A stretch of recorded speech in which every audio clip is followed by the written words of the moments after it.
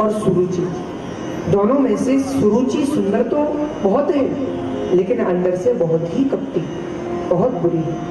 उसने षड्यंत्र पूर्वक सुनीति को महल के बाहर निकलवा दिया, और राजा ने भी सुरुचि की बातों में आकर के अपनी भोली वाली पत्नी सुनीति का तब त्याग कर दिया जबकि वो गर्भवती थी।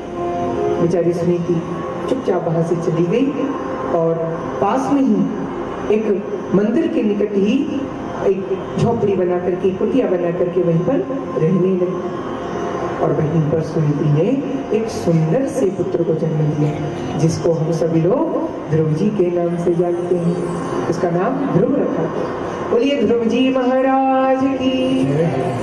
होनहार वीरवान के लखत चीकने पाओ। होनहार वाला का बचपन में ही पता चल जाता है। माता सुनीति ने ये दृढ़ निश्चय किया कि मैं अपने पुत्र को बड़ा तेजस्वी, बड़ा यशस्वी, बड़ा मनस्वी, बड़ा धर्मात्मा बनाऊंगी। अच्छा प्यारी प्यारी माताओं, एक बात कहूं, किसी भी बालक की प्रथम गुरु उसकी माँ ही होती है। एक माँ चाहे तो अपने गंदे चरित्र से, अपने गंदे आचरण से वह अपने बालक को चोर, गुंडा, डकैत, आतंकवादी, जिनकतरा बना दे। बहुत सारी श्रेणियां हैं तो चाहे बना, पर यदि एक माँ चाहे तो अपने पवित्र चरित्र से, अपने पवित्र आचरण से अपने पुत्र को कोई महात्मा बना दे, कोई संत बना दे, कोई महापुरुष बना दे, कोई महापुरुष बना दे, दिव्य विभूति बना दे। माताओं की यदि माँ चाहे तो किसी भी घर को नरक बना सकती है, और यदि वही माँ चाहे तो वो उसी घर को स्वर्ग भी बना सकती है।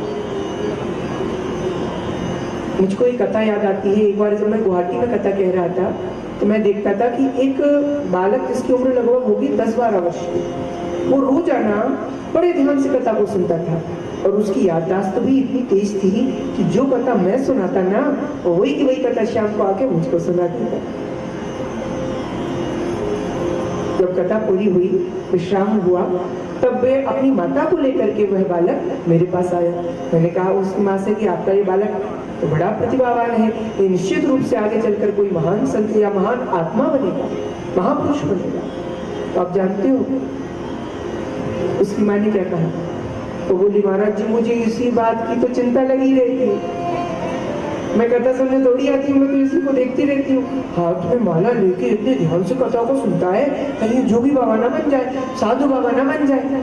तो मैंने उनसे कहा अरे बे माता, चिंता तो तुमको इस बात की होनी चाहिए कि कहीं तुम्हारा पुत्र चोर, गुंडा, डकैत, आतंकवादी, जीव कतरा ना बन जाए। अरे संत महात्मा बनने के तुमने कोई खेल समझ रखा है? केवल संत महापुरुषों के, संत महात्माओं के गेरुआ वस्त्र पहनने से कोई संत नहीं बन जाता, कोई संत नहीं बन जाता। जिसने काम, क्रोध, लोभ को जीत रखा हो वही सच्चा और असली संत कहलाता है, संत कहलाता है। फिर चाहे वो किसी भी वेशभूषा में क्यों ना, पैंट शर्ट पहनने वाला भी संत हो सकता है, क्योंकि संत एक प्रवृत्ति का नाम है जो अंदर होती है। केवल बाहर के गेरुआ वस्त्र पहन लेने से संत नहीं बन जाते, अंदर कुछ होना चाहिए। कैसा चरित्र होता है? मानस में गोस्वामी जी ने तो भगवान की वंदना से भी पूर्व गुरुदेव और संतों की वंदना की। बंदो प्रथम महीश्वर चरणा, महीश्वर चरणा मोह जनित संशय सब हटा। और चरित्र के बारे में क्या कहा, स्वभाव के बारे में क्या कहा? साधु चरित शुभ चरित कपासु, निरस विशद गुणमय फल जासु। जो सही दुख परिच्छिद्र दुरावा, बंदनीय जही जग जस पावा। संत क्या करता है? साधु का स्वभाव कैसा होता है? एक कपास के समान होता है जिसका फल निरस, विशद और गुणमय होता है। साधु स्वयं तो दुख पा लेता है, लेकिन वो दूसरों के दुखों को ढकता है, हटाता है। जो सही दुख परिच्छिद्र दुरावा, और फिर बंदनीय जही जगदीश पावा। इस कारण संत पूरे संसार में बंदनीय और सम्मानीय कहलाते हैं। संतों का समाज बड़ा ही आनंद और कल्याणकारी होता है। और मानस में तो गोस्वामी जी ने इसको चलता फिरता तीर्थराज प्रयाग तक कह दिया। बताइए, कहीं तीर्थ करने की जरूरत नहीं, इस प्रयाग के ही दर्शन कर लो। इसमें ही सम्मिलित हो जाओ। क्या कहा, आइए हम उन पंक्तियों को सुनते हैं। सुनी समुझ ही जन मुदित मन मज्जहि अति अनुराग, लहि चार फल अचत तन साधु समाज प्रयाग। राम भगति जह सुर सरि धारा, सरसहि ब्रह्म विचार प्रचारा। ये स्थिति। और क्या बताया, ये जो चलता फिरता तीर्थ राज प्रयाग संतों का जो संगम है, ये जो है, उन्होंने बताया यहाँ पर भगवान की जो भक्ति है वही मानो गंगा है, और सरस्वती तो मानो ब्रह्म विचार, और जो क्रम है, जो विधि है, वह मानो यमुना जी का काम, यमुना जी का स्वरूप। विधि निषेध में कलिमल हरणी, करम कथा रविनंदन वर्णी। सज्जनों, चलता फिरता तीर्थ राज संत कौन होता है? पर उपकार बचन मन काया, संत सहज स्वभाव खगराया। जो मन वचन कर्म से एक होकर दूसरों पर उपकार करे, वही तो सच्चा संत होता है। इसी बात पर मुझे एक संत के स्वभाव के ऊपर एक दृष्टांत याद आता है। मैं चाहूंगा आप सभी लोग ध्यान से सुनिए। एक बार की बात है, एक बार दो बच्चे कहीं जा रहे थे, तो रास्ते में कोई एक वृक्ष के, एक आमों के पेड़ के नीचे से निकल रहे थे। उनको आम बड़े प्रिय थे, बड़े अच्छे लगते थे, बड़े मन को भाते थे।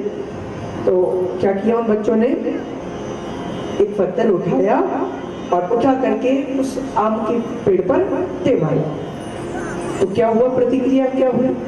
तो बदले में दो आम तो गिर गए, लेकिन उसी पेड़ के पीछे इस ओर बच्चे थे और दूसरी तरफ एक संत सो रहे थे, और वो जो पत्थर उन्होंने फेंका था वो सीधा उस संत के माथे पर जाकर उनके खून निकल आया।